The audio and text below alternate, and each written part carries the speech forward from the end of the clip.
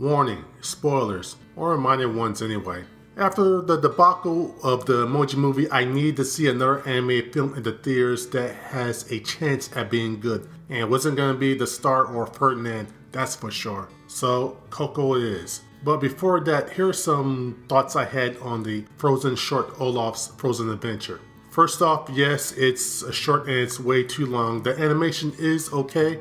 The songs were unremarkable, however. There were just too many and some came one after the other. The animation on one of the songs were extremely good, however, and very creative. The characters were images on a sweater. That did make me laugh. The best character was Olaf and the best singer was Josh Gad because of course he is. He's a trained theater singer, so. The ending was sweet, but I do wish that Disney did have this just be a TV special instead of a short in front of a movie. I guess they didn't want to take any chances. COCO is an original property and people love Frozen, right? So with Frozen ahead of COCO, COCO should do well. Now on with the review.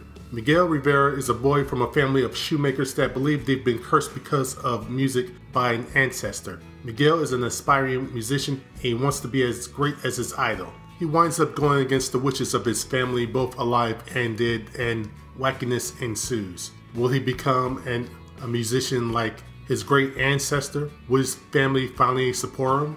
One of the things I really liked about the film was the music. Maybe when this film is a success, more people will try out more Mexican music. Also, while I suppose this could be considered a musical, there are a ton of songs in it, or rather the songs are spaced far enough apart that it's a welcome surprise and organic when they do pop up. So would that make this a non-musical musical? Also, the animation was great, of course it is. It's Pixar. But it did remind me a bit of the Book of Life. The Land of the Dead looked great, but I think Pixar excelled better with how the world of the living looked. Also, the lighting effects were marvelous. From the distance, the structures looked amazing. My favorite design in the film, however, are the spirit animals. Another thing I liked was the story and the characters. There aren't any bad or evil characters, well, until the third act, mumble, grumble, grumble. As the film goes on, you understand why Miguel's family are against him going into music and why they hate their ancestor. It might not be for a rational reason, but it was for a very understandable one. I like the tweak on the message of believe in yourself and your dream. This film has that having dreams are important, but family is even more important. Also, you may have to put your dreams on hold for the greater good, as well as sometimes people's dreams change. As for some negatives, while the film isn't bad, it's not great. It's well acted, however, I didn't feel the emotion that the film was selling until the last few minutes of the movie. I get the feeling I only felt that emotion because of the death of a character, which, when I think about it, was telegraphed from the beginning of the film. It briefly did the lie revealed cliche. Since it was only for a few minutes, I'll let that slide.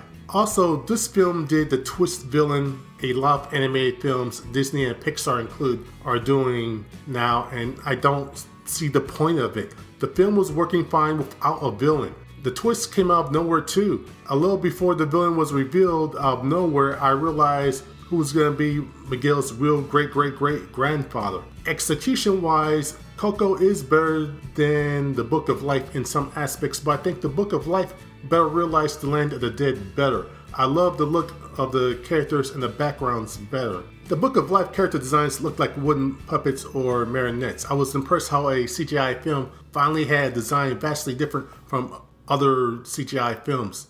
I do recommend this film. Even though I don't think it's great, it's still a very good film. The voice acting was good.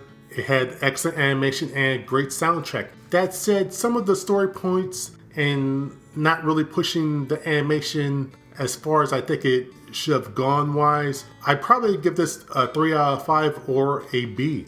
I put this just below Your Name and Sound of Voice for the best anime film I've seen this year. It would get a higher rating, but that twist villain wasn't needed and really was a downer for me. It just seemed like the filmmakers just threw that in because they weren't completely confident about how their story was going. Still, it was a good film for kids and adults. I went to see this with my youngest sister and niece and they enjoyed it. Hopefully this does well because this is one of the last scheduled original Pixar films until 2020, maybe. If you like this review or if you found it interesting, then please comment below, share, subscribe to the channel, and until my next video, have a good day.